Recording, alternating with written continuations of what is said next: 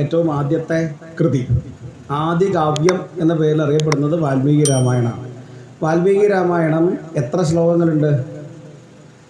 24,000 ശ്ലോകങ്ങളാണ് വാൽമീകി രാമായണം. ഭാഗവതം എത്ര ശ്ലോകമുണ്ട്? 18,000 ശ്ലോകം. അപ്പോൾ 18,000 ശ്ലോകങ്ങളിൽ പറഞ്ഞിട്ടുള്ള ഒരു ഗ്രന്ഥം, ആ ഗ്രന്ഥത്തിൽ 24,000 ശ്ലോകങ്ങളെ കൊണ്ട് പറഞ്ഞിരിക്കുന്ന ഒരു കൃതിയെക്കുറിച്ച് പറയണം.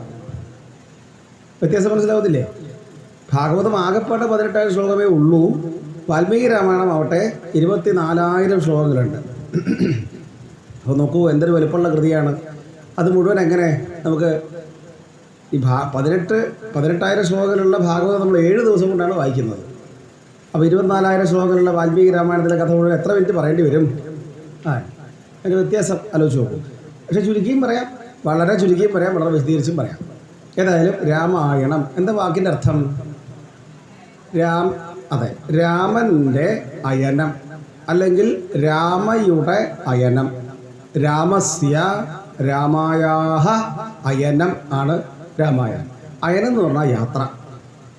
അപ്പോൾ രാമൻ്റെ യാത്ര അല്ലെങ്കിൽ രാമ സീത.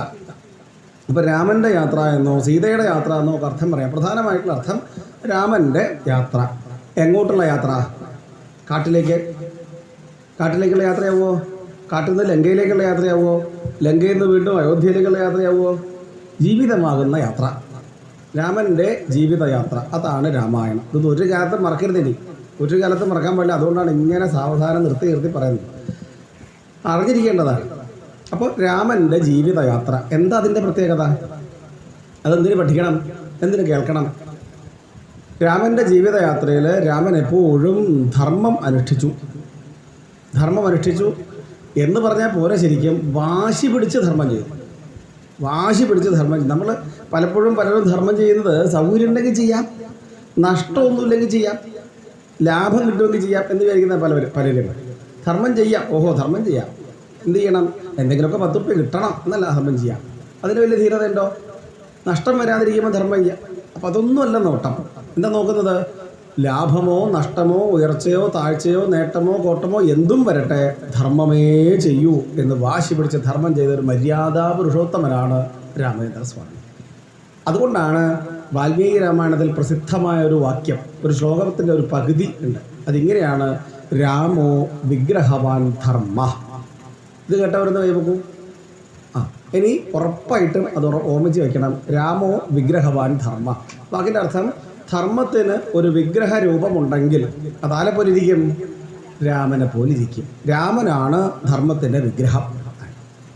അതാണ് വാൽമീകി രാമായണത്തിലെ പ്രസിദ്ധമായിട്ടുള്ള ഒരു വാക്യം. പലതുകൊണ്ട് ഒന്നതാണ്.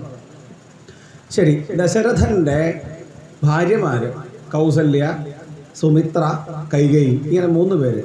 3 കല്യാണം കഴിച്ചപ്പോഴും അദ്ദേഹത്തിന് മക്കളുണ്ടായില്ല.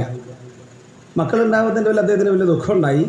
പക്ഷെ അദ്ദേഹം പുത്രകാമേഷ്ടി ചെയ്തു. അതിൻ്റെ ഭാഗമായിട്ട് അദ്ദേഹത്തിന് മക്കൾ ജനിക്കുന്നു. മക്കളുടെ പേര് രാമൻ, ഭരതൻ, ലക്ഷ്മണ, ശത്രുഘ്നന്മാർ. പ്രായം നോക്കുമ്പോൾ അങ്ങനെ പറയണം. രാമലക്ഷ്മണ ഭരത ശത്രുഘ്നന്മാരെന്ന് പറയുന്നുണ്ടെങ്കിലും പ്രായം നോക്കി പറയുകയാണെങ്കിൽ എങ്ങനെ പറയണം?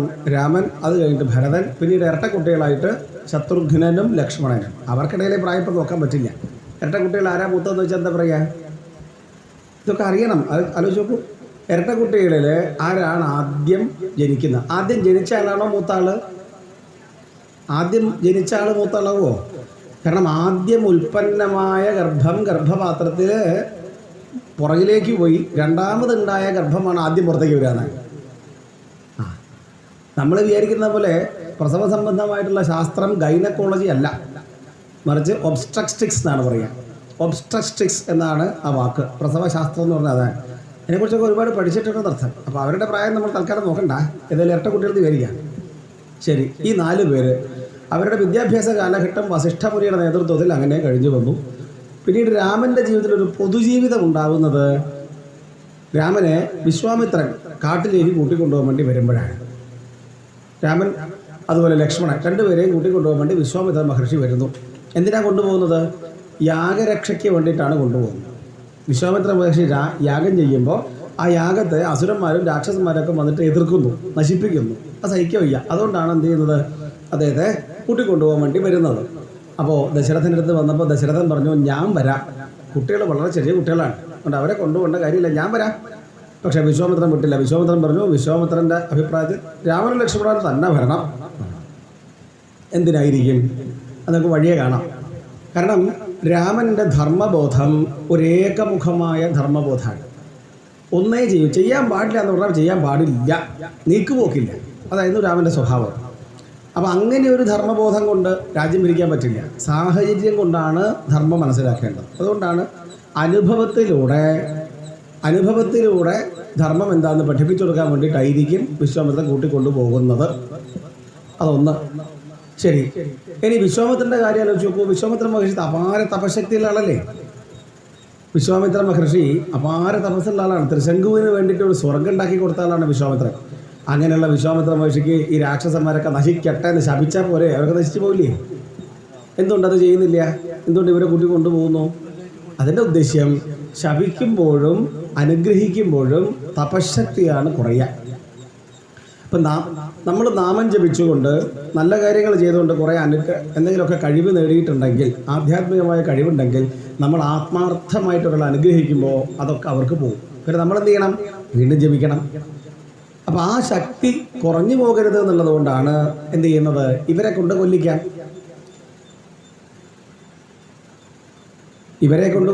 കാരണം രാമനെ കൊണ്ട് കൊല്ലിക്കുന്നതിന് ഒരു തെറ്റുമില്ല. രാമൻ ആരാണ്? ക്ഷത്രിയനാണ്. ക്ഷത്രിയനായിട്ടുള്ള രാമന് അസുരന്മാരെ വധിക്കുന്നത് ഒരു തെറ്റല്ല, അദ്ദേഹത്തിൻ്റെ കർത്തവ്യമാണ്. അതുകൊണ്ട് അദ്ദേഹത്തിന് അത് വധിക്കാം. ഇതൊക്കെയാണ് ഉദ്ദേശ്യം. ശരി, വിശ്വാമിത്രൻ ലക്ഷ്മണനെയും രാമനെയും കൂട്ടിയിട്ട് കാട്ടിലേക്ക് പോകുന്ന സമയത്ത് വിശ്വാമിത്രൻ രാമനെയും കേൾക്കുന്നുണ്ടോ? അല്ലെ, ശ്രദ്ധ പോകുന്നുണ്ടോ? ഞാൻ രാമായണം കഥ പറഞ്ഞു, അടുത്തതായിട്ട് ഒരൊറ്റ പുക പോകും. എനിക്കങ്ങനെ പോകാൻ അറിയാം. രാമായണം കഥ പറഞ്ഞു, അടുത്തതായിട്ട് ദശമസ്കന്ധം വായിക്കാമെന്ന് പറഞ്ഞ് വായിച്ചാലും എനിക്കൊരു കുഴപ്പമില്ല, ശ്രദ്ധിച്ചിരുന്നാലേ പറയുള്ളൂ. അപ്പോൾ രാമനും ലക്ഷ്മണനും വിശ്വാമിത്രനും കൂടി കാട്ടിലേക്ക് പോകുമ്പോൾ വിശ്വാമിത്ര മഹർഷി കാട്ടിൽ വെച്ചിട്ട് രാമനെയും ലക്ഷ്മണനെയും വിളിച്ചേൽപ്പിക്കുന്ന ഒരു സ്തോത്രമുണ്ട്. കേട്ടിട്ടുണ്ടോ? കേട്ടിട്ടില്ലാണ്ടിരിക്കില്ല. ഒരാളും കേൾക്കാത്ത ആൾക്കാരുണ്ടാവില്ല. കൗസല്യ സുപ്രജ രാമ പൂർവ സന്ധ്യ പ്രവർത്തതേ. ഇത് എവിടെ ഉള്ളതാണ്? വാൽമീകി രാമായണത്തിലുള്ളതാണ്. വിശ്വാമിത്ര മഹർഷി രാമനെ വിളിക്കുകയാണ്. എന്താ വിളിക്കുന്നത്? കൗസല്യ സുപ്രജ, കൗസല്യയുടെ നല്ല മകനെ എന്ന് വിളിക്കുകയാണ്. കൗസല്യയുടെ നല്ല മകനെ, എഴുന്നേൽക്കൂ. എന്തൊരു നല്ല വിളിയാന്ന് നോക്കൂ. എഴുന്നേറ്റ് പോകില്ലേ രാമൻ ആ വിളി കേട്ടാൽ? നമ്മളെങ്ങനെയൊക്കെയാണ് നമ്മളെ മക്കളെ വിളിച്ചെണീപ്പിക്കുന്നത്? ഉറക്കെ പറയണ്ട, അതിനെ കേട്ടാൽ മോശമാവും. ആലോചിച്ച് നോക്കൂ, എന്തൊരു നല്ല വിളിയാന്ന് നോക്കൂ. രാമായണത്തിൽ രാമനെ വിളിക്കുന്നത് കൗസല്യ ആനന്ദവർദ്ധന, കൗസല്യയുടെ ആനന്ദത്തെ വർദ്ധിപ്പിക്കുന്നവെന്നാണ് വാൽമീകി രാമായണത്തിലെ സംബോധന. നമ്മളെങ്ങനെയാണ് നമ്മളെ വിളിക്കുന്നത്? ഞാൻ ഒരു സംഭവം പറയാം. ഈ കോവിഡിൻ്റെ ആൾക്കാരൊക്കെ അത്യാവശ്യം അങ്ങോട്ടും ഇങ്ങോട്ടും പോകാൻ തുടങ്ങിയ സമയത്ത് ഞാൻ കുറച്ച് കാലം പാരലൽ കോളേജിൽ വർക്ക് ചെയ്തിട്ടുണ്ടായിരുന്നു. അപ്പോൾ എൻ്റെ കൂടെ വർക്ക് ചെയ്ത ഒരു അധ്യാപകൻ്റെ മകൻ്റെ കാര്യത്തിൽ ആ കുട്ടി വല്ലാണ്ട് അനുസരണക്കേട് കാണിക്കുന്നു, ഒരു ചരട് ജപിച്ചു തരണം എന്ന് പറഞ്ഞു എന്നോട്. ഞാൻ പറഞ്ഞു ജപിക്കാം, വാങ്ങാൻ വരുമ്പോൾ കുട്ടിയെ കൊണ്ട് വരണം എന്ന് പറഞ്ഞു. അങ്ങനെ ഇവർ രണ്ടുപേരും ഒറ്റ മകനേ ഉള്ളൂ. ആ മകനും അച്ഛനും അമ്മയും കൂടി ചരട് ജപിച്ചത് വാങ്ങാൻ വേണ്ടി വന്നു. അപ്പോൾ ഈ കുട്ടിയെ കണ്ടപ്പോൾ 5ാം ക്ലാസ്സിലും 6ലും ഒറ്റ പഠിക്കുന്ന കുട്ടിയാണ്. അപ്പോൾ ഈ കുട്ടിയെ കണ്ടപ്പോൾ എനിക്ക് ഇവനോട് സംസാരിക്കണം തോന്നി ഒറ്റയ്ക്ക്. അങ്ങനെ ഇവരെ പുറത്തിരുത്തി ഞാൻ ആ റൂമിൽ കൊണ്ടുപോയിട്ട് ഇവനോട് കുറേ സംസാരിച്ചുകൊണ്ടിരിക്കുമ്പോൾ ഒരു 5 മിനിറ്റ് കഴിഞ്ഞപ്പോൾ എനിക്ക് മനസ്സിലായി ചരട് 2 എണ്ണം വാങ്ങി കെട്ടണം. 2 ചരട് വേണം. അച്ഛനും അമ്മയ്ക്കും കെട്ടിക്കൊടുക്കണം. കുട്ടിക്ക് ചരട് വേണ്ട. ചരട് വേണ്ടത് കുട്ടിക്കല്ല, അച്ഛനമ്മയ്ക്കാണ് വേണ്ടതെന്ന് മനസ്സിലായി. കാരണം അതാണ് അവസ്ഥ. പറഞ്ഞ് കുറേ പറഞ്ഞപ്പോൾ സ്നേഹത്തോടെ പലതും പറഞ്ഞു.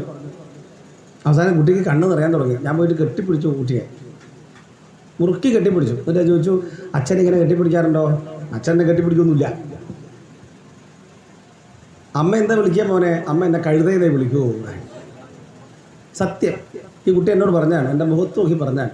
അപ്പം കഴുതയെന്ന് മാത്രമേ വിളിക്കൂ എന്ന് പറയാൻ പറ്റില്ല, വേറെ എന്തെങ്കിലുമൊക്കെ വിളിക്കുന്നുണ്ടാവും. പക്ഷേ ഈ കുട്ടിയുടെ മനസ്സിൽ പതിഞ്ഞത് കഴുതയെന്നുള്ള വിളിയാണ്. അമ്മൻ കഴുതയെന്ന് വിളിക്കുന്ന ഒരാളാണ് അമ്മ എന്നാണ് ഇവൻ്റെ ബോധം.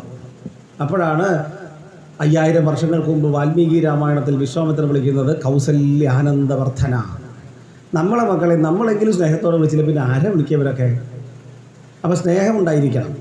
ഭീഷണിപ്പെടുത്തിയിട്ടും പേടിപ്പിച്ചിട്ടും അല്ല മക്കളെ നല്ല വഴിക്ക് നയിക്കേണ്ടത്, അനുസരിപ്പിക്കേണ്ടത്. സ്നേഹത്തോടെ വേണം.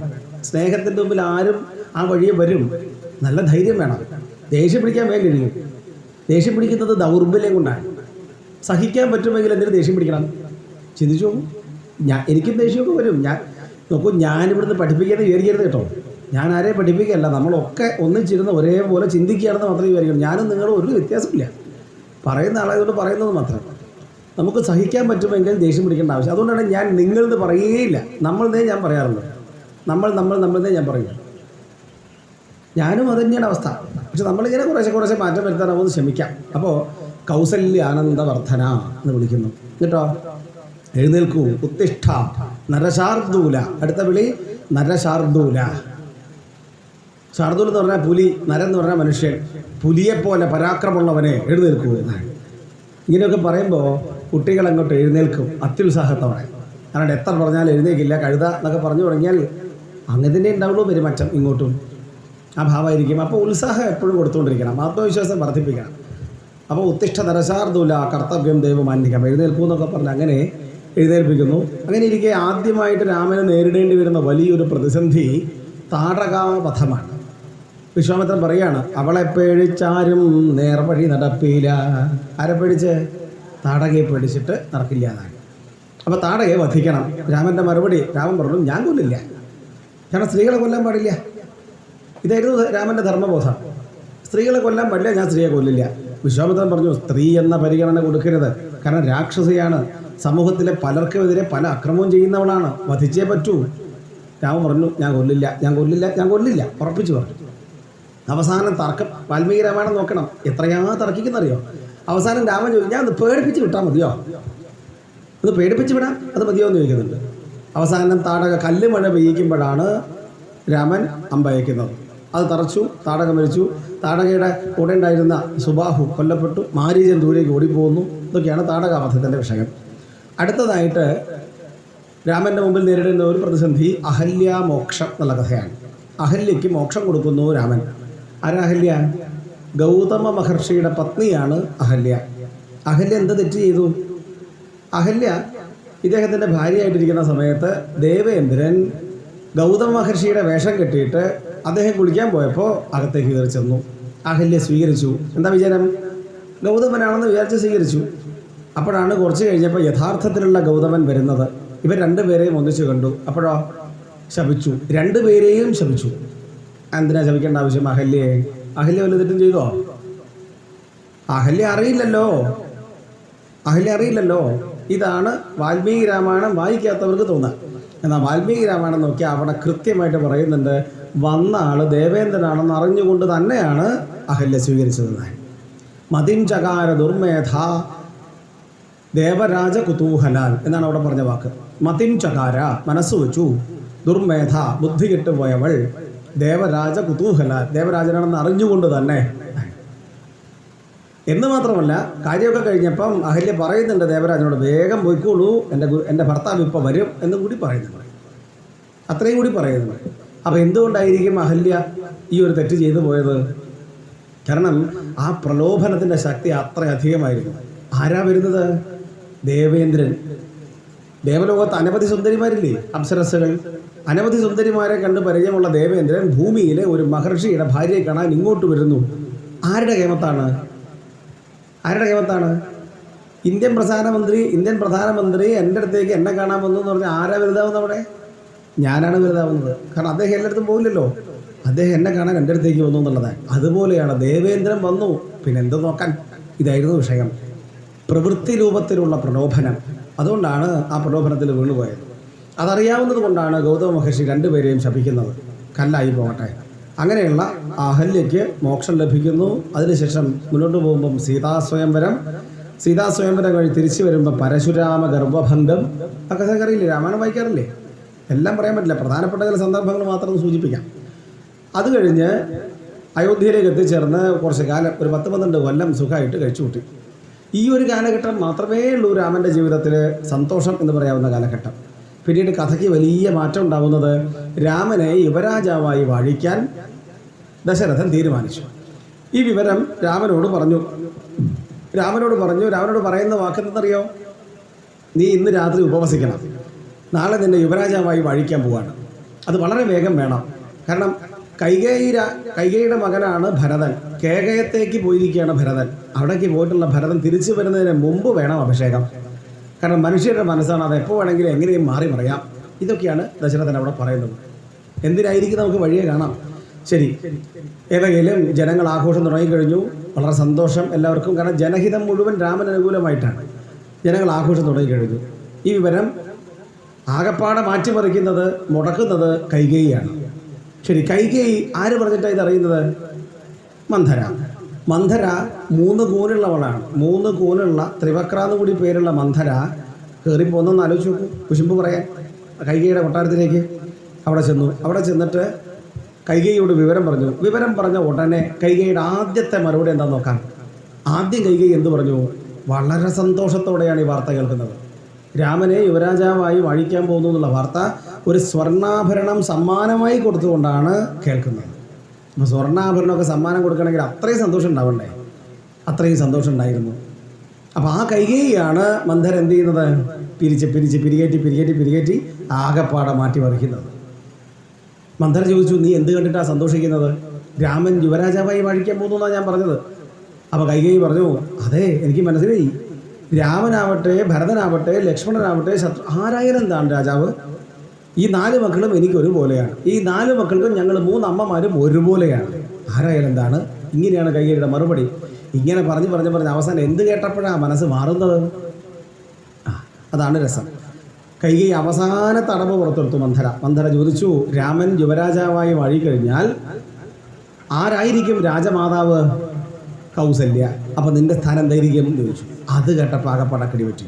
കാരണം ഇപ്പോഴത്തെ ഒരു രസതന്ത്രം എന്തായിരിക്കും? ആദ്യം വന്ന കൗസല്യയോടാണോ താല്പര്യം ഉണ്ടാവുക? രണ്ടാമത് വന്ന സുമിത്രയോടാണോ ദശരഥന് താല്പര്യം ഉണ്ടാവുക? മൂന്നാമത് വന്ന കൈകേയിയോടായിരിക്കുമോ? മനുഷ്യൻ്റെ ബുദ്ധിയല്ലേ. സൗന്ദര്യവും ചെറുപ്പവും യൗവനമൊക്കെ കൂടുതൽ കൈകേയിയോടാണ് ദശരഥന് താല്പര്യം. ദശരഥൻ എപ്പോഴും കൈകേയിയുടെ കൊട്ടാരത്തിലാണ്. രാജ്ഞിയായിട്ട് അങ്ങനെ വിലസി നടക്കുന്നത് കൈകേയിയാണ്. അതൊക്കെ എങ്ങോട്ട് പോകും? കൗസല്യയിലേക്ക് പോകും. അപ്പം ആകപ്പാടെ ചിന്തിച്ചു തുടങ്ങി, അത് പറ്റില്ല, അത് ബുദ്ധിമുട്ടാണ്, എന്ത് ചെയ്യണം ചോദിച്ചു. നോക്കൂ നടക്കുന്ന കാര്യം.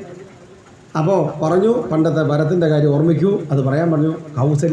കൈകേയിയുടെ തീരുമാനം അങ്ങോട്ട് ഉറക്കിയാണ്. പിന്നെ ആര് പറഞ്ഞിട്ടും അതിൽ മാറ്റം ഉണ്ടാവുന്നില്ല എന്നുള്ളതാണ്. ഏതായാലും ദശരഥൻ വന്നിട്ട് കാല് പിടിച്ച് പറഞ്ഞു, സുമന്ത്രര് വന്ന് പറഞ്ഞു, വസിഷ്ഠൻ പറഞ്ഞു, എത്ര പേര് പറഞ്ഞു, ഒരു മാറ്റമില്ല, ഉറപ്പിച്ചു. രാമനാവട്ടെ പ്രത്യേകിച്ച് ഒന്നും പറയാതെ അച്ഛൻ്റെ ഹിതം പാലിക്കാൻ വേണ്ടിയിട്ട് പുറപ്പെട്ട് ഇറങ്ങിപ്പോകുന്നതാണ്. രാമൻ പോകുമ്പോൾ സീതയോട് പറഞ്ഞു, നീ വരണമെന്നില്ല, കാട്ടിലേക്ക് പോകുമ്പോൾ വലിയ ബുദ്ധിമുട്ടാണ്, ഒറ്റയ്ക്ക് കൊണ്ടുപോകാൻ ബുദ്ധിമുട്ടാണെന്നൊക്കെ പല പ്രാവശ്യം പറഞ്ഞു. പക്ഷേ സീതയുടെ മറുപടി, സീത പറഞ്ഞു, അങ്ങനെ പറയാൻ പാടില്ല, ഞാൻ എന്തായാലും അങ്ങയുടെ കൂടെ വരും. കാരണം എൻ്റെ അച്ഛൻ എൻ്റെ കൈ പിടിച്ച് അങ്ങയുടെ കയ്യിലേക്ക് ഏൽപ്പിക്കുമ്പോൾ അന്ന് പറഞ്ഞൊരു വാക്യമുണ്ട്, ഓർമ്മയുണ്ടോ? ഛായേവ അനുഗതാ സതി, ഛായ ഇവ എന്ന് പറഞ്ഞാൽ നിഴല് പോലെ നിൻ്റെ കൂടെ എപ്പോഴും ഉണ്ടായിരിക്കട്ടെ ഇവൾ എന്ന് പറഞ്ഞുകൊണ്ടാണ്. അതുകൊണ്ട് ഒരു കാരണവശാലും വരാണ്ടിരിക്കില്ല, ഞാൻ വരുന്നുണ്ടെന്ന് വാശി പിടിച്ച സീത പറഞ്ഞു. ശരി, അങ്ങനെ ആവട്ടെ എന്ന് പറഞ്ഞ് രാമനും സീതയും ഇറങ്ങാൻ നിൽക്കുകയാണ്. അപ്പോഴാണ് ലക്ഷ്മണൻ പോകേണ്ട വല്ല കാര്യമുണ്ടോ? ലക്ഷ്മണൻ എന്തിനാ കാട്ടിൽ പോകുന്നത്? ഒറ്റ ഉത്തരവേ ഉള്ളൂ, സഹോദരനുള്ള സ്നേഹം കൊണ്ട് മാത്രം. ലക്ഷ്മണൻ പോകുന്ന സമയത്ത് ലക്ഷ്മണൻ്റെ അമ്മ ആരാ? സുമിത്ര. ആ സുമിത്ര പറയുന്നൊരു വാക്യമുണ്ട്, രാമായണത്തിൽ ഏറ്റവും ഗംഭീരമായ വാക്യമാണതെന്നാണ്. എന്താ വാക്യം? രാമം ദശരഥം വിദ്ധി, രാമനെ ദശരഥനെ പോലെ കാണണം. അയോധ്യാമടവിം വിദ്ധി, അയോധ്യയെ കാട് പോലെ കരുതണം, കാടിനെ അയോധ്യയെ പോലെ കരുതണം.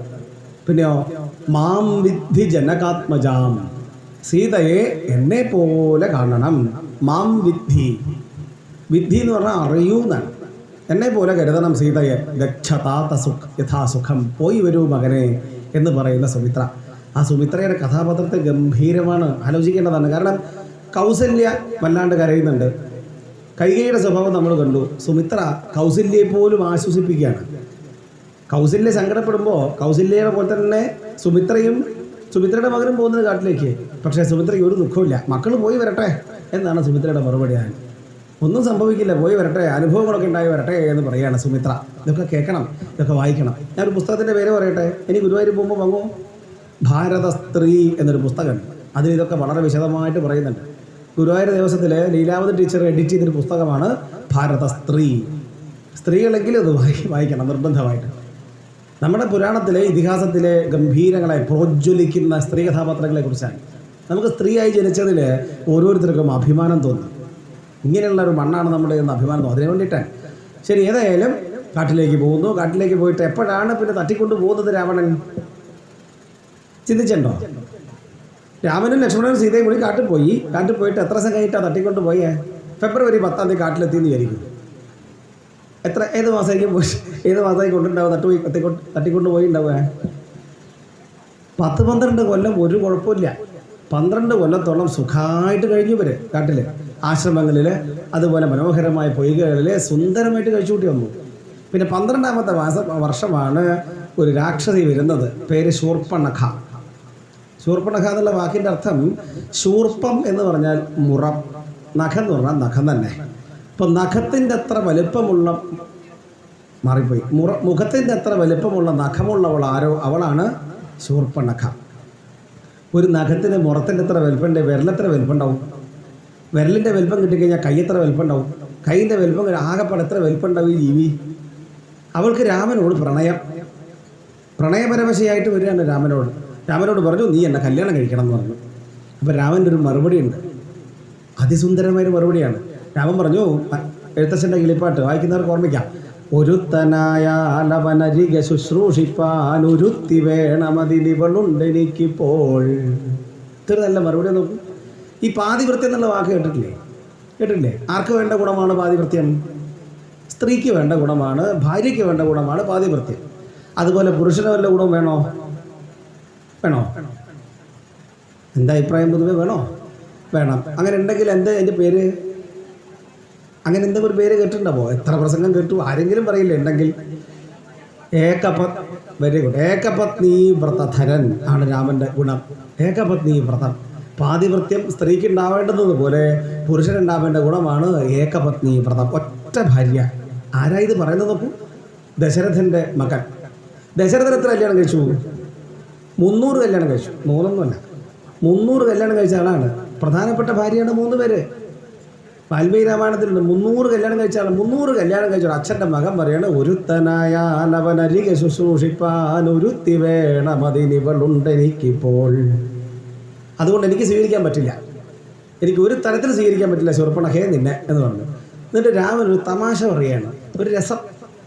ഈ തമാശ പറയാൻ അറിയാത്ത ആൾക്കാർ തമാശ പറഞ്ഞാൽ വലിയ ബുദ്ധിമുട്ടാണ്. രാമൻ ഗൗരവ പ്രകൃതിയാണ്, കൃഷ്ണനെ പോലെ തമാശ പറയാൻ പറ്റുന്ന ആളല്ല.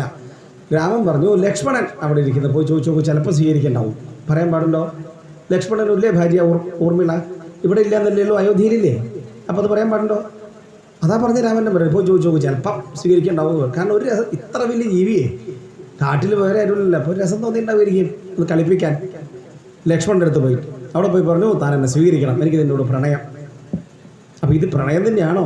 ഏട്ടനോട് തോന്നുന്നു 5 മിനിറ്റ് എനിക്ക് സാധിക്കില്ല, അപ്പുറത്ത് പോയി ചോദിക്കൂ, അവിടെ പോകുന്നു. ലക്ഷ്മണൻ പറഞ്ഞു, എനിക്ക് സാധിക്കില്ല, എനിക്കുണ്ട് ഭാര്യ. രാമനോട് പോയി പറയൂ, രാമൻ ഇങ്ങോട്ടും അങ്ങോട്ട് തട്ടി അവസാനം ശൂർപ്പണഖ പറഞ്ഞു, എനിക്ക് ആരെങ്കിലും ഒരാളുടെ കൂടെ വരൂ. ഇതെങ്ങനെ പ്രണയമാവും? ഇത് കാമമാണ്, അസ്ഥാനസ്ഥമായ കാമം, അനവസരത്തിലെ കാമം, അനിയന്ത്രിതമായ കാമം. ആ കാമത്തിനെ ശിക്ഷിക്കണം. അപ്പോൾ ആ കാമത്തെ ശിക്ഷിക്കുകയാണ് ലക്ഷ്മണൻ. മൂക്ക് മുറിച്ചു. മൂക്കേ മുറിച്ചുള്ളൂ. വാൽമീകി രാമായണത്തിൽ കൃത്യമായിട്ട് പറയുന്നുണ്ട്, മൂക്ക് മുറിച്ചു. എന്താ മൂക്ക് മുറിയ കാര്യം? അമിതമായ കാമാസക്തിക്ക് അക്കാലത്തെ ശിക്ഷയാണ് കരണവിച്ഛേദം. കരണം, കണ്ണുമൂക്ക് മുതലായത് കരണങ്ങളാണ്. അതിലൊരു കരണത്തെ വിച്ഛേദിച്ചു, മുറിച്ചു. ഇന്നുമില്ലേ പല നാട്ടിലും മോഷ്ടിച്ചു കഴിഞ്ഞാൽ കൈ വെട്ടുക, അതുപോലെ ശിക്ഷയാണ് അക്കാലത്ത്. മൂക്ക് മുറിഞ്ഞ് ചോര ഒലിപ്പിച്ചുകൊണ്ട് രാവണൻ്റെ അടുത്ത് പോയി ചെന്ന് പറഞ്ഞു. ഖരനോട് പറഞ്ഞു, ഖരനെ നിസ്സാരമായിട്ട് തോൽപ്പിച്ചു. പിന്നീട് രാവണൻ്റെ അടുത്ത് പോയി പറയുന്നത് മുഴുവൻ മാറ്റിമറിച്ചാണ് പറയുന്നത്. അവിടെ പോയി പറഞ്ഞു, അതിസുന്ദരിയായിട്ടൊരു പെൺകുട്ടിയുണ്ട് സീത, ആ സീതയെ നിനക്ക് കല്യാണം കഴിക്കാൻ വേണ്ടി ഞാൻ കൊണ്ടുവരാൻ ശ്രമിക്കുകയായിരുന്നു. അപ്പോൾ അവിടെ കൂടെയുള്ള 2 പേര് കണ്ടില്ലേ എന്നെ എങ്ങനെ ആക്കി തീർത്തു. ഇവിടെ നടന്നത് എന്താ, അവിടെ പോയി പറയുന്നത് എന്താ? രാവണനും അതെ, സഹോദരിയുടെ മൂക്കല്ല വിഷയം, സീതയെക്കുറിച്ച് പറഞ്ഞപ്പോഴുള്ള കൗതുകം. സീതയെ കിട്ടാൻ വേണ്ടി ഒന്ന് പോയി നോക്കാം എന്നുള്ളതാണ് വിഷയം. ഇതൊക്കെയാണ് അവിടെ. ഏതായാലും മാരീചൻ്റെ അടുത്തേക്ക് വരുന്നു. മാരീചൻ്റെ അടുത്തേക്ക് വന്നിട്ട് പറഞ്ഞു, താൻ എന്നെ സഹായിക്കണം, എങ്ങനെയെങ്കിലും രാമനെ ആശ്രമത്തിൽ നിന്ന് അകറ്റണം, ഞാൻ സീതയെ തട്ടിക്കൊണ്ടുപോകാൻ വന്നിരിക്കുകയാണ്. അപ്പോഴാണ് മാരീചൻ പറയുന്ന വാക്യമാണ് ഞാൻ നേരത്തെ പറഞ്ഞ രാമോ വിഗ്രഹവാൻ ധർമ്മ. അതൊരു വല്ലാത്ത വാക്യമാണ്. കാരണം പ്രതിപക്ഷത്തിൻ്റെ പോലും ബഹുമാനം നേടിയെടുക്കാൻ കഴിയുമെങ്കിൽ അതൊരു വലിയ ഗുണമാണ്. അപ്പം എൻ്റെ സുഹൃത്തുക്കളും എൻ്റെ കുടുംബത്തിലുള്ളവരും എൻ്റെ ഭാര്യയും മക്കളൊക്കെ ഞാൻ കേവനാന്ന് പറയും. അതിൽ അത്ഭുതമൊന്നുമില്ല, അവർ പറഞ്ഞേ പറ്റൂ, അവർ പറയും. പക്ഷെ എൻ്റെ ശത്രുക്കൾ എന്നെക്കുറിച്ച് നല്ലത് പറയുന്നുണ്ടോ? അതെനിക്കൊരു വലിയൊരു പ്ലസ് പോയിൻ്റാണ്. ആണോ അല്ലേ? പ്രതിപക്ഷത്തുള്ള മാരീചനാണ് രാമനെക്കുറിച്ച് സർട്ടിഫൈ ചെയ്യുന്നത് രാമനാണ് ധർമ്മം. അതുകൊണ്ട് നീ അതിന് പുറപ്പെടണ്ട, മരണമായിരിക്കും ഫലം. ആപത്ത് വന്നിങ് അടുക്കുന്ന നേരത്ത് ശോഭിക്കയില്ലടോ സജ്ജന ഭാഷിതം. ഞാൻ പറഞ്ഞത് മനസ്സിലായിന്ന് വരില്ല, പക്ഷേ ഇതാണ് നടക്കാൻ പോകുന്നത്. പക്ഷെ രാമൻ ഒരു കാരണവശാലും രാവണൻ തയ്യാറാവുന്നില്ല. രാവണൻ കൊല്ലാൻ തീരുമാനിച്ചു മാരീചനെ. അപ്പം മാരീചന് മനസ്സിലായി മരണം അടുത്തു. ഇനി ഒറ്റ കാര്യം തീരുമാനിക്കുള്ളൂ, ആരുടെ കൈകൊണ്ട് മരിക്കണം. അനുസരിച്ചാൽ രാമൻ്റെ കൈകൊണ്ട് മരിക്കാം, അനുസരിച്ചില്ലെങ്കിൽ രാവണൻ ഇപ്പം കൊല്ലും. നല്ല മരണം രാമൻ്റെ കൈ കൊണ്ടാണെന്ന് കരുതി പൊന്മാനായി വേഷം കെട്ടി ആശ്രമത്തിനടുത്തേക്ക് പോകുന്നു. സീത കണ്ട് കൊതിക്കുന്നു. കാഞ്ചന മൃഗം, അതിൻ്റെ പിന്നാലെ പോകുന്നു രാമൻ പോയി കുറേ ദൂരം ചെന്നപ്പോഴും കിട്ടുന്നില്ല. അവസാനം കൊല്ലാൻ തീരുമാനിച്ചു, അമ്പയക്കാൻ തീരുമാനിച്ചു. അമ്പയച്ചപ്പോൾ അമ്പ് കൊണ്ടിട്ട് മരിക്കുകയാണ്, ചാവുകയാണ് ഈ മാൻ. മരിക്കുമ്പോഴും ഹാ സീതേ ഹാ രാമ ലക്ഷ്മണ എന്ന് വിളിച്ചുകൊണ്ടാണ് മരിക്കുന്നത്. ഈ ശബ്ദം കേട്ടപ്പോൾ സീത ആശ്രമത്തിലിരുന്നു കൊണ്ട് പറഞ്ഞു, രാമനെ സഹായത്തിന് ചെല്ലൂ. വല്ലാണ്ട് പറഞ്ഞു, കുറച്ചധികം കടന്ന് പറഞ്ഞു പോയി സീത, വല്ലാണ്ട് പറഞ്ഞു. പക്ഷെ സീത അങ്ങനെ പറയാൻ പാടില്ല എന്ന് പറയാൻ കാര്യം, നേരത്തെ അല്പം മുമ്പാണ് ഖരനെ രാമൻ വധിക്കുന്നത്. 14,000 പേരെയാണ് രാമൻ ഒറ്റയ്ക്ക് വധിക്കുന്നത്. അങ്ങനെ 14,000 പേരെയും ഖരനെയും വധിക്കാൻ കഴിവുള്ള രാമൻ, ആ രാമനൊന്നും സംഭവിക്കില്ല എന്ന് വിചാരിക്കാനുള്ളൊരു മാനസികാവസ്ഥ സീതയ്ക്ക് ഉണ്ടാവേണ്ടതായിരുന്നു, ഉണ്ടായില്ല. കാരണം ആപത്ത് വരുമ്പോൾ അങ്ങനെയാണ്. ആപത്ത് വരുമ്പോൾ നമ്മുടെ ധർമ്മബോധമൊന്നും പ്രവർത്തിക്കില്ല. അവസാനം പറഞ്ഞ് സീത ചോദിക്കുകയാണ്, നീ ഭരതൻ്റെ ചാരനായിട്ട് വന്നതാണോ? രാമൻ എന്തെങ്കിലും സംഭവിച്ചാൽ എന്നെ കൊണ്ടുപോയി നീ ഭരതന് കൊടുക്കുമോ? എന്താ നിൻ്റെ ഉദ്ദേശ്യം? ഇങ്ങനെയൊക്കെ പറഞ്ഞു തുടങ്ങിയപ്പോൾ ലക്ഷ്മണനെ സഹിക്കവയ്യ. ആരാണ് ലക്ഷ്മണൻ? ഈ ലക്ഷ്മണൻ സീതയെക്കുറിച്ചുള്ള അഭിപ്രായം എന്താണെന്നൊക്കെ നമുക്ക് വഴിയെ കാണാം. അത്രയും മാന്യമായ ഗുണമുള്ള ആളാണ് ലക്ഷ്മണൻ. ആ ലക്ഷ്മണൻ ഇങ്ങനെ പറഞ്ഞപ്പോൾ ലക്ഷ്മണൻ സഹിക്കാൻ വയ്യ. ലക്ഷ്മണൻ അന്വേഷിക്കാൻ പോകാൻ. അങ്ങനെ അന്വേഷിക്കാൻ പോകുന്ന സമയത്ത് അവിടെ നിന്ന് ഇങ്ങോട്ട് രാമൻ വരുന്നു. എന്തിങ്ങോട്ട് പോകുന്ന സീതയ്ക്ക് തുണയാരുണ്ട് ചോദിച്ചു. അതായത് വളരെ വേഗം അവർ വരുമ്പോഴത്തേക്കും ഇവിടെ വരണ്ട ആൾ വന്നിട്ടുണ്ടായിരുന്നു, കൊണ്ടുപോയിട്ടുണ്ടായിരുന്നു. രാവണൻ പുഷ്പക വിമാനത്തിൽ കയറ്റി അങ്ങനെ പോകുമ്പോൾ ജഡായു വന്ന് എതിർക്കാൻ ശ്രമിച്ചു, ചിറക് കരിച്ച് താഴത്തേക്കിട്ടു. സീത പക്ഷേ ഒരു കാര്യം ചെയ്തു, ഒരു സൂത്രം പ്രയോഗിച്ചു. ആഭരണങ്ങളൊക്കെ ഊരിയെടുത്തിട്ട് വസ്ത്രത്തിലൊരു കഷ്ണം കീറിയെടുത്തിട്ട് താഴത്തേക്കിട്ടുണ്ടായിരുന്നു. രാമനും ലക്ഷ്മണനും കൂടി മനുഷ്യന്മാരെക്കാൾ കൂടുതൽ സങ്കടത്തോടെ, ഭഗവാന്റെ അവതാരമൊക്കെയാണ്, പക്ഷെ മനുഷ്യനെ പോലെ കരഞ്ഞ് ഇങ്ങനെ അലഞ്ഞ് തിരികെയാണ്. അവസാനം ഈ പക്ഷിയെ കണ്ടു. പക്ഷി ഏകദേശം ഒരു വഴി പറഞ്ഞു. ആ വഴിയെ ഇങ്ങനെ അന്വേഷിച്ച് പോകുമ്പോഴാണ് ഹനുമാനെ കാണുന്നത്. ഹനുമാനെ കണ്ടിട്ട് ഹനുമാൻ സുഗ്രീവൻ്റെ അടുത്തേക്ക് കൂട്ടിക്കൊണ്ടുപോകുന്നു. സുഗ്രീവൻ്റെ അടുത്തേക്ക് കൂട്ടിക്കൊണ്ടുപോയി. സുഗ്രീവനും രാമനും തുല്യ ദുഃഖിതരാണ്. എന്താ സുഗ്രീവൻ്റെ വിഷയം? ബാലിയുമായിട്ട് തെറ്റിപ്പിരിച്ചിരിക്കുകയാണ്, രാജ്യം നഷ്ടപ്പെട്ടു. ഇദ്ദേഹത്തിൻ്റെ ഭാര്യയെ ബാലി കൈയടക്കി വെച്ചിരിക്കുകയാണ്. ഇപ്പം ഭാര്യ നഷ്ടപ്പെട്ട, രാജ്യം നഷ്ടപ്പെട്ട ആളാണ് സുഗ്രീവൻ. രാമനും രാജ്യം നഷ്ടപ്പെട്ട, ഭാര്യ നഷ്ടപ്പെട്ട ആളാണ്. അപ്പോൾ അവർ തമ്മിൽ വേഗം ചേരും. സമാന ദുഃഖിതരായതുകൊണ്ട് അവർ അഗ്നിസാക്ഷിയായി സഖ്യം ചെയ്തു, പരസ്പരം സഹായിക്കാം എന്ന്. അങ്ങനെ സഹായിക്കാമെന്ന് വാക്ക് പറഞ്ഞ ശേഷം സുഗ്രീവൻ അകത്തേക്ക് പറഞ്ഞു വെച്ചു ഒരു വാനരനെ. എന്നിട്ട് പറഞ്ഞു, പണ്ട് ഇവിടെ ഒരു സ്ത്രീയുടെ ആഭരണങ്ങളൊക്കെ കിട്ടിയിട്ടുണ്ട്, ഒരു കിഴി പോലെ. അത് സീതയുടേതായിരിക്കുമോ? എങ്കിൽ ഏകദേശം ഏത് വഴിക്കാണ് പോയതെന്ന് നമുക്ക് വിചാരിക്കാം, മനസ്സിലാക്കാൻ പറ്റുന്നുണ്ട്. ആഭരണ പൊതി എടുത്തുകൊണ്ടുവരാൻ വേണ്ടി പോവുകയാണ്. അകത്തേക്ക് പോയി ആഭരണം എടുത്തു കൊണ്ടുവന്നിട്ട് രാമൻ്റെ കൈ കൊടുത്തു. രാമൻ അപ്പോഴത്തേക്ക് കണ്ണുനീരൊഴുകി ധാരധാരയായിട്ട്. രാമൻ പറഞ്ഞു, ലക്ഷ്മണ എനിക്ക് നോക്കാൻ പറ്റുന്നില്ല, കണ്ണ് നിറഞ്ഞിരിക്കുന്നു, എനിക്ക് ഈ ആഭരണം ഒന്നും കണ്ടിട്ട് മനസ്സിലാവും, താൻ ഒന്ന് നോക്കൂ എന്ന് പറഞ്ഞ് ലക്ഷ്മണൻ്റെ കൈ കൊടുത്തു. ലക്ഷ്മണൻ അത് വാങ്ങിയില്ല. ലക്ഷ്മണൻ മറുപടി പറഞ്ഞു, നാഹം ജാനാമി കേയൂരേ നച ജാനാമി കുണ്ടലേ നൂപുരം ത്വാഭിജാനാമി നിത്യം പാദാഭിവന്ദനൽ. ഇതായിരുന്നു ലക്ഷ്മണൻ. എനിക്ക് സീതാദേവിയുടെ കുണ്ടലങ്ങൾ അറിയില്ല, കണ്ടാൽ മനസ്സിലാവില്ല. തോൾവളകൾ അറിയില്ല, ഞാൻ ആ ഭാഗത്തേക്ക് നോക്കിയിട്ടേ ഇല്ല. എനിക്കറിയുന്ന ഒരൊറ്റ ആഭരണമേ ഉള്ളൂ, അത് കാലിലണിയുന്ന നൂപുരങ്ങളാണ്, പാദസരങ്ങളാണ്. അത് മാത്രം എനിക്കറിയാം. നിത്യം പാദാഭിവന്ദനാൽ. നല്ല അമ്മയ്ക്ക് പിറന്നുകൊണ്ടാണ് ലക്ഷ്മണൻ ഈ മറുപടി പറയുന്നത്. സുമിത്ര എന്നാണ് അമ്മയുടെ പേര്. അമ്മ നന്നായേ മക്കളിങ്ങനെ പറയും. അതുകൊണ്ടാണ് ഞാൻ രണ്ടാമത്തെ ദിവസം പറഞ്ഞു, മാതൃമാൻ പുത്രമാൻ ആചാര്യമാൻ പുരുഷോ വേദ. ഓർമ്മയുണ്ടോ മന്ത്രം? വേദത്തിലെ പ്രസിദ്ധമായൊരു മന്ത്രമാണ് മാതൃമാൻ. നല്ല അമ്മയെ കിട്ടിയവൻ, നല്ല അച്ഛനെ കിട്ടിയവൻ, നല്ല ഗുരുനാഥനെ കിട്ടിയവൻ മാന്യമായി വളരും എന്നൊരു മന്ത്രമുണ്ട്. അതാണ് ഇവിടെ ഈ സീതയെക്കുറിച്ചാണ് ഈ ലക്ഷ്മണനെ കുറിച്ചാണ് സീത നേരത്തെ ഈ വാക്കൊക്കെ പറഞ്ഞു പോയത്. കുറ്റപ്പെടുത്തല്ല, അങ്ങനെ പറഞ്ഞു പോയി. കാരണം അങ്ങേയറ്റം സങ്കീർണമായ ഘട്ടം വരുമ്പോൾ ധർമ്മബോധമൊന്നും പ്രവർത്തിക്കുന്നില്ല. ഏതായാലും ബാലിയെ വധിക്കാമെന്ന് വാക്ക് പറയുന്നു. കാര്യം മനസ്സിലായി, ലങ്കയുടെ ഭാഗത്തേക്കാണ് പോയെന്ന് മനസ്സിലായി. ബാലി വധത്തിന് ശേഷം അന്വേഷിക്കാൻ വേണ്ടി പുറപ്പെട്ടു. ദക്ഷിണ ദിക്കിലേക്ക് പോകുന്ന വാനരന്മാരിൽ ഹനുമാനുണ്ടായിരുന്നു. ഹനുമാൻ അപാരമായ ശക്തിയോട്, ഇവിടെയൊക്കെ കുറേ കാര്യങ്ങൾ പറയാറുണ്ട്, പക്ഷെ നമുക്ക് എല്ലാം പറയാൻ സമയമില്ല. ഹനുമാൻ അവിടേക്ക് ചാടുന്നു. ചാടി അവിടെ എത്തി. രാത്രിയാണ് എത്തിച്ചേർന്ന് എങ്ങനെയൊക്കെ അന്വേഷിച്ച് സീതയെ കണ്ടുപിടിക്കുന്നു. സീതയ്ക്ക് മുദ്രമോതിരം കൊടുക്കുന്നു. ചൂടാരത്നം ഇങ്ങോട്ട് വാങ്ങുന്നു. കാര്യം കഴിഞ്ഞു ശരിക്കും. ഇനി തിരിച്ച് പോരാം. പക്ഷേ ഹനുമാൻ വിചാരിച്ചു അങ്ങനെ അങ്ങ് പോയാൽ ശരിയാവില്ല. ഇവിടെ ഒരാൾ വന്നിട്ടുണ്ടെന്ന് രാവണൻ ഒന്ന് അറിയണമല്ലോ, ഒന്ന് അറിയിക്കണമല്ലോ എന്ന് വിചാരിച്ചിട്ട് എന്ത് ചെയ്തു? പൂന്തോട്ടത്തിലേക്ക് പോയിട്ട് പൂന്തോട്ടമൊക്കെ താച്ച് തരിപ്പണാക്കാൻ തുടങ്ങി.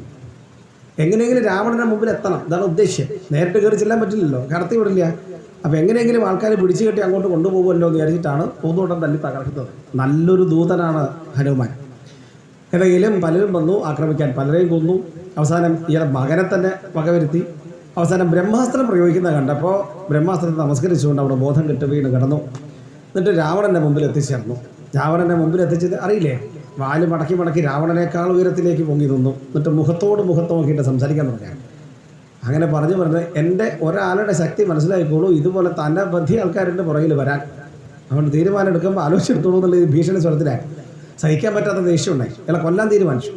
അപ്പോൾ വിഭീഷണം പറഞ്ഞിട്ട് പറഞ്ഞു, അങ്ങനെ കൊല്ലാൻ പാടില്ല, ദൂതന്മാരെ കൊല്ലാൻ പാടില്ല. ദൂതന്മാരെന്ന് പറഞ്ഞാൽ ഇന്നത്തെ അംബാസഡർമാരാണ്. നമ്മുടെ അംബാസഡർമാർ പല രാജ്യങ്ങളിലും ഇല്ലേ, അങ്ങനെയുള്ളവരാണ്. അപ്പോൾ അതുകൊണ്ട് വധിക്കാൻ പാടില്ല. അതുകൊണ്ട് എന്ത് ചെയ്യാം? ശിക്ഷിക്കാമെന്ന് പറഞ്ഞു. എങ്ങനെ ശിക്ഷിക്കണം? അപ്പോഴാണ് വാനരന്മാരുടെ ഏറ്റവും പ്രധാനപ്പെട്ട അവയവം വാലാണ്. വാലിൽ തീ ചുറ്റിയിട്ട് തീ കൊളുത്തി വിടാമെന്ന് പറഞ്ഞു. അത് വലിയ സൗകര്യമായി ഹനുമാൻ. ഇതിൽ തീപ്പെട്ടിയും തീയൊക്കെ നോക്കി നടക്കണ്ട. ഇതൊക്കെ ഇവർ ചെയ്തിട്ടാണ്. ഇത് നഗരം ചുട്ടുപൊട്ടിക്കാൻ വേണ്ടിയിട്ട് അവർ തന്നെ തീ കൊളുത്തുന്നു. ആ തീ കൊളുത്തിയ വാലും കൊണ്ട് അവിടെയൊക്കെ പറഞ്ഞ് മനോഹരമായിട്ടുള്ള ചില ഉപമകളൊക്കെ ഉണ്ട്. അതായാലും എല്ലാം കത്തിച്ച് ചാമ്പലാക്കി അവിടെയൊക്കെ മുഴുവൻ. മാത്രമല്ല വലിയൊരു സൗകര്യം ഹനുമാന് കിട്ടുന്നത് എവിടെയൊക്കെയാണ് എന്തൊക്കെയാണെന്നൊക്കെ നോക്കി പഠിച്ച് മനസ്സിലാക്കാൻ പറ്റും. ഇനി യുദ്ധം വരുമ്പോൾ സൗകര്യത്തിൽ ഓരോ ദിക്കിൽ ഇടപഴകി പോവാം. ഇവർ തന്നെ കൊണ്ടു നടന്ന് കാണിക്കുകയാണ്. എല്ലാ ദിക്കിലേയും കൊണ്ടുപോയി കാണിക്കുകയാണ്. ഇവനാണ് രാത്രി വന്ന ചാരൻ, ഇവനാണ് പൂന്തോട്ടം പൊട്ടിച്ചെന്ന് നഗര വഴികളിലൂടെ കൊണ്ടുപോകുമ്പം ഹനുമാനൊക്കെ നോക്കി പഠിച്ചു വെച്ചു. വലിയ സൗകര്യമായി പിന്നീട്. എന്നിട്ട് ഏതാണ്ട് നാശം സമ്പൂർണ്ണമായി. നഗരം ചുട്ടുമുട്ടിച്ചു എന്ന് കണ്ടപ്പം വാല് കുത്തിക്കെടുത്തി ഇങ്ങോട്ട് ചാടി പോകുന്നു ഹനുമാൻ. കടലിൽ പാല കൊണ്ട് കുത്തിക്കെടുത്തിട്ട് ഇങ്ങോട്ട് ചാടി വന്നിട്ട് ആദ്യത്തെ മറുപടി എന്തൊരു നല്ല മറുപടി എന്നറിയോ? രാമനോട് ആദ്യമായിട്ട് പറയുന്ന മറുപടി ദൃഷ്ടാ സീത ആണ്. ദൃഷ്ടാ സീത. എഴുത്തച്ഛൻ്റെ തർജ്ജമ കണ്ടിതു സീതയെ. അത് ആലോചിച്ച് നോക്കാം. സീതയെ കണ്ടു എന്ന് പറയുന്നതിന് പകരം കണ്ടിതു സീതയെ എന്ന് പറഞ്ഞു.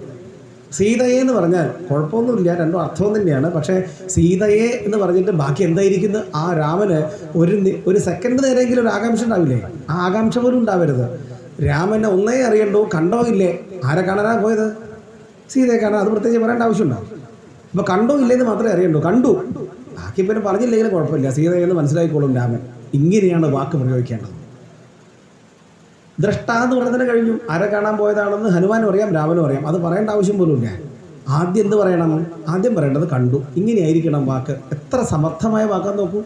നമ്മളൊരാളെ എന്തെങ്കിലും കാര്യത്തിൽ പറഞ്ഞാൽ ചില ഇവിടുന്ന് പോയത് മുതൽ അവിടുന്ന് വരുന്നവരുടെ സകല കാര്യങ്ങളും പറഞ്ഞിട്ട് അവസാനം അറിയേണ്ട കാര്യം ഏറ്റവും അവസാനം അത് പറയൂ. അത് അറിയട്ടെ, അത് ശരി പറയട്ടെ എന്ന് പറഞ്ഞ് മുഴുവൻ പണ്ട് വലിയ തറവാട്ടിൽ കഞ്ഞി വയ്ക്കുന്ന പോലെ.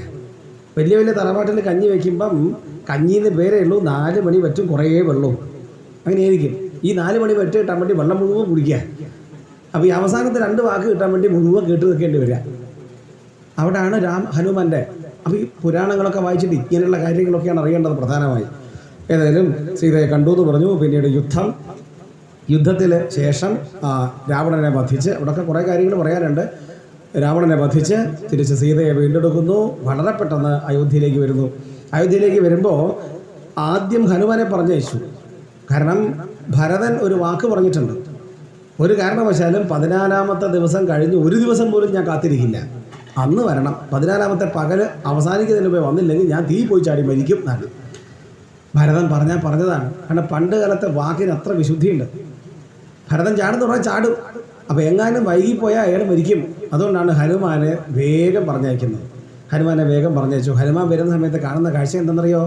തീ കൂട്ടിയിട്ട് അതിന് ചുറ്റും പ്രദക്ഷിണം വെച്ചുകൊണ്ടിരിക്കുകയാണ്. ഇപ്പം ചാടുന്നുള്ള ഘട്ടത്തിലാണ് ഭരതൻ. നമ്മളെ മറ്റുമാണെങ്കിൽ എന്ത് ചെയ്യും? എന്തായാലും 14 കൊല്ലമായില്ലേ, 2 മിനിറ്റ് കാത്തോക്കാം. ഞാൻ മരിക്കുകയും ചെയ്തു, ഇയായിട്ട് വന്നുമില്ല. ആലോചിച്ചു നോക്കും. മരിക്കാനൊക്കെ നമ്മൾ തയ്യാറാകുമോ? പലപ്പോഴും അതാണ് വാക്കിന്, അത്രയാണ് വാക്കിൻ്റെ വിശുദ്ധി എന്നർത്ഥം. ശരി, അങ്ങനെ അയോധ്യയിലേക്ക് വന്ന് പട്ടാഭിഷേകത്തിന് ശേഷം പിന്നെയും സ്വസ്ഥമായിട്ടിരിക്കാൻ പറ്റുന്നില്ല രാമേന്ദ്രസ്വാമിക്ക്. ആരോ ഒരാൾ രാത്രിയാം കഥാചിൽ ലോകജിജ്ഞാസു, ഗൂഢനായിട്ട് ആരും അറിയാതെ നാട്ടിലിങ്ങനെ നടക്കുമ്പോൾ ആരോ ഒരാൾ പറയുന്നത് കേട്ടു, സീതയെ ഇപ്പോഴും സ്വീകരിച്ച് കൂടെ ജീവിക്കുന്ന രാമനെ പോലെ ആവില്ല ഞാൻ, പരഗൃഹത്തിൽ താമസിച്ച ആളാണ് സീത, അതുപോലെ എന്നൊക്കെ പറയുന്നത് കേട്ടപ്പോൾ ജനങ്ങൾക്കിടയിൽ ഇങ്ങനെ ഒരു ആരോപണമുണ്ടെന്ന് കണ്ടപ്പോൾ സീതയെപ്പോലും പരിത്യജിച്ചു വളരെ ദുഃഖത്തോടെ. സീതയെ ഉപേക്ഷിച്ചു എന്ന് പറഞ്ഞാൽ സീതയെ താല്പര്യമില്ലാത്തതുകൊണ്ട് ഉപേക്ഷിച്ചതല്ല, ഒരു നിവൃത്തിയില്ല ഉപേക്ഷിക്കാതെ. ജനഹിതം, രാജാവിന് മാതൃകയാണ്, ജനങ്ങളാണ് എപ്പോഴും രാജാവിനെ നോക്കി ജീവിക്കുന്നവരാണ്, അതുകൊണ്ട് മാതൃകയായി തീരേണ്ടതാണ് സങ്കല്പത്തോടെ ഉപേക്ഷിക്കേണ്ടി വരുന്നു. ഇങ്ങനെ അങ്ങേയറ്റം സങ്കീർണമായ ജീവിതങ്ങളിലൂടെ കടന്നുപോയ ഓരോ സമയത്തും രാമൻ ധർമ്മത്തെ തന്നെ മുറുകെ പിടിച്ചു. രാമായണം നല്ലോണം ശ്രദ്ധിച്ച് വായിക്കുന്നവർക്ക് സംശയം തോന്നും, ഇത്രയ്ക്കൊക്കെ ആലോചിക്കാറുണ്ടോ ധർമ്മം ചെയ്യുമ്പോൾ, ഇത്രയ്ക്കൊക്കെ ധർമ്മം വാശി പിടിച്ച് ചെയ്യേണ്ട ആവശ്യമുണ്ടെന്നൊക്കെ തോന്നും. പക്ഷേ രാമേന്ദ്രസ്വാമി ധർമ്മം അല്ലേ ചെയ്യുന്നതെന്ന് ഉറപ്പ് വരുത്തിയിട്ട് ചെയ്തു എന്നർത്ഥം. ഇങ്ങനെയുള്ള രാമചന്ദ്രസ്വാമിക്ക് നമസ്കാരം എന്ന് പറഞ്ഞുകൊണ്ട് രാമായണം അവിടെ പറഞ്ഞ് അവസാനിപ്പിക്കാൻ. അതിനുശേഷം അടുത്ത ഭാഗത്ത്